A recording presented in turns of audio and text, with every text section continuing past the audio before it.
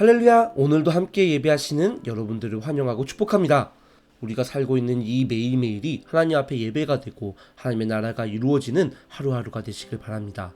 오늘도 변함없으시고 신실하신 하나님께서는 우리에게 동일하게 은혜를 부어주시고 계십니다. 찬양받기 합당하시고 우리를 사랑하신 하나님 앞에 영광과 찬양 올려드리며 오늘 2023년 9월 14일 아침 예배 성삼위 하나님 앞에 올려드리겠습니다. 오늘의 본문 말씀은 민수기 7장 12절로 47절 말씀입니다. 오늘 본문이 길고 반복되는 관계로 지금 저희들은 7장 12절로 23절까지만 함께 읽도록 하겠습니다. 민수기 7장 12절로 23절 읽겠습니다. 첫째 날에 헌물을 드린 자는 유다지파 암미나답의 아들 나손이라. 그의 헌물은 성소의 세겔로 130세겔 무게의 음반 하나와 70세겔 무게의 음발이 하나라. 이 두 그릇에는 소재물로 기름 섞은 고운 가루를 채웠고 또 10세겔 무게의 금그릇 하나라. 그것에는 향을 채웠고 또 번제물로 수송아지 한 마리와 순양 한 마리와 1년 된 어린 순양 한 마리이며 속죄제물로 숫염소 한 마리이며 화목제물로 소 2마리와 순양 5마리와 순염소 5마리와 1년 된 어린 순양 5마리라. 이는 암미나답의 아들 나손의 헌물이었더라. 둘째 날에는 이사갈의 지휘관 수알의 아들 느다넬이 헌물을 드렸으니 그가 드린 헌물도 성소의 세겔로 130세겔 무게의 음반 하나와 70세겔 무게의 음발이 하나라. 이 두 그릇에는 소재물로 기름 섞은 고운 가루를 채웠고 또 10세겔 무게의 금 그릇 하나라. 그것에는 향을 채웠고 또 번제물로 수송아지 한 마리와 순양 한 마리와 1년 된 어린 순양 한 마리이며 속죄제물로 순염소 한 마리이며 화목제물로 소 2마리와 순양 5마리와 순염소 5마리와 1년 된 어린 순양 5마리라. 이는 수알의 아들 느다넬의 헌물이었더라. 아멘. 하나님의 말씀입니다. 방금 읽은 12절부터 23절까지의 말씀 뒤로 47절까지는 7장 전체에 나오는 12번의 헌물을 드리는 일 중 6일에 걸쳐져 하나님께 드려진 6번의 헌물에 대한 이야기가 나옵니다. 그리고 이 6번의 헌물은 각기 유다지파의 나손, 이사갈의 느다넬, 스불론 자손의 엘리압, 루벤 자손의 엘리술, 시몬 자손의 슬루미엘, 갓 자손의 엘리아삽, 이렇게 6명이 같은 내용의 헌물을 하나님 앞에 가져갑니다.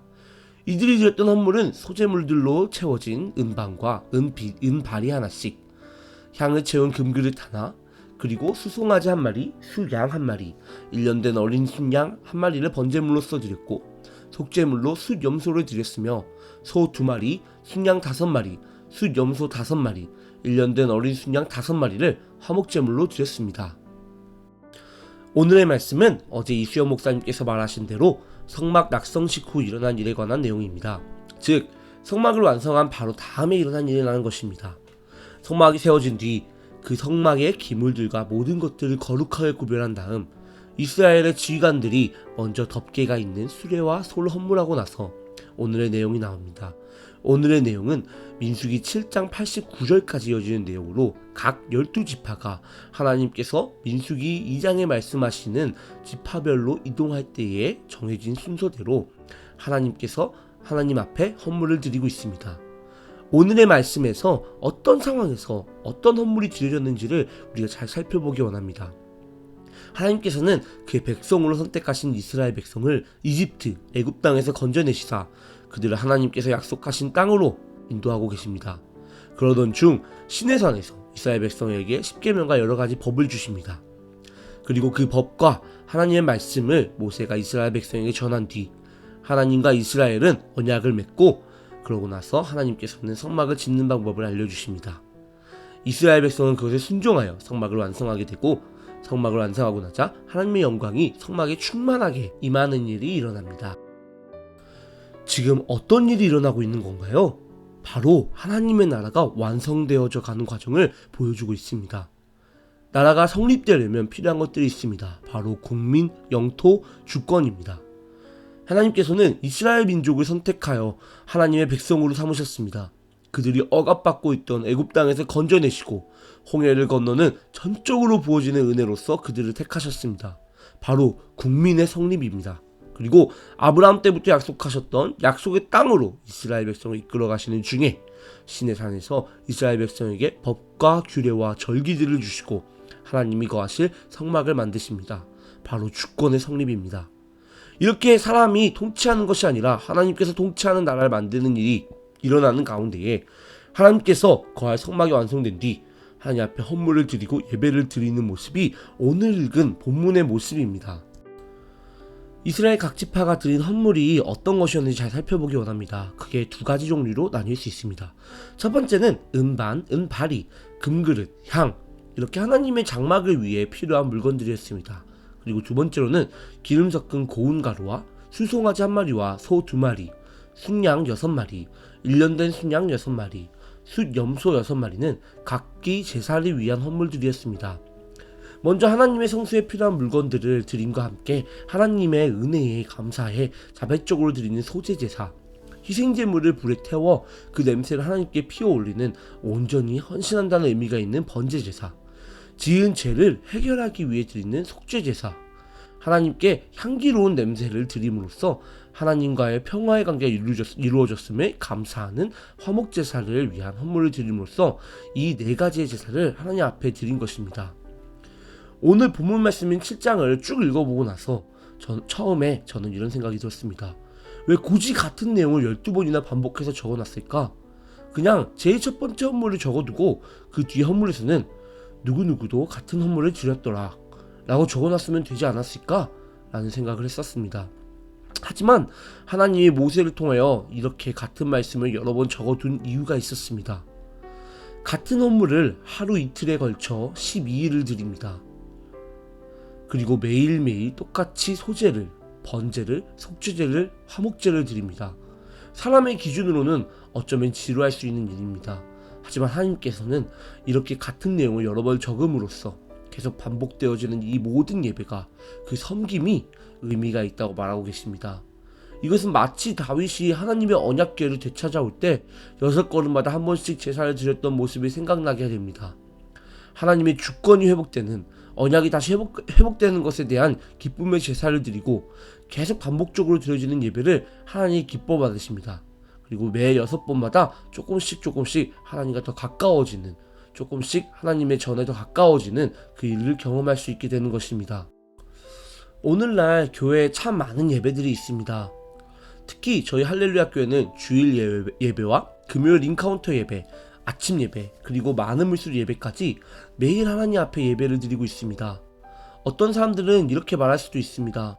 매번 똑같은 내용으로 또 비슷한 내용을 반복해서 예배 드리는 게 무슨 의미가 있냐고, 실질적으로 삶이 변해야 되는 거 아니냐고, 뭔가 좀 더 현실적이고 건설적인 일을 하라고 말할 수 있습니다. 하지만 오늘 말씀을 통하여 하나님께서 우리들에게 하고자 하시는 말씀은 하나님 앞에서 예배를 반복적으로 꾸준히 계속해서 드려야 한다는 것을 말해주시고 계십니다. 하나님의 은혜에 감사하여 하나님 앞에 나의 죄성을 잘게 부수어 순결한 심령으로 하나님을 섬기는 것을 상징하는 고운 가루를 하나님 앞에 드리는 소제적 예배, 흠이 없는 수컷 범죄물을 불에 태워 그 냄새를 하나님께 드려 온전히 헌신한다고 드리는 번제적 예배, 하나님과의 평화의 관계가 이루어졌음을 감사하는 화목제적 예배, 나의 잘못과 죄로 인하여 하나님 앞에 회개하며 나아가는 속죄적 예배를 우리 삶에서 계속해서 드릴 때에 우리는 하나님을 더욱 알 수 있고 하나님의 영으로 더욱 부음받은 삶을 살 수 있습니다. 내 삶의 변화를 가져오기 위해서, 하나님의 나라를 이루기 위해선 이 본질적 예배를 회복해야 합니다. 우리가 본질적 예배를 회복할 때에 계속해서 똑같이 드려지는 것 같았던 예배가 매일 새롭게 되고 하나님 만나는 기쁨으로 가득 차서 더 기도하고 찬양하고 말씀을 사모할 수 있고, 또 우리의 삶이 변화되고 우리 안에 주어진 모든 일들을 하나님 기쁨으로 이뤄낼 수 있다는 것입니다. 사랑하는 할렐루야 교회 성도 여러분, 예배적 삶을 사시기 바랍니다. 예배의 주체는, 그 질서는 하나님이십니다.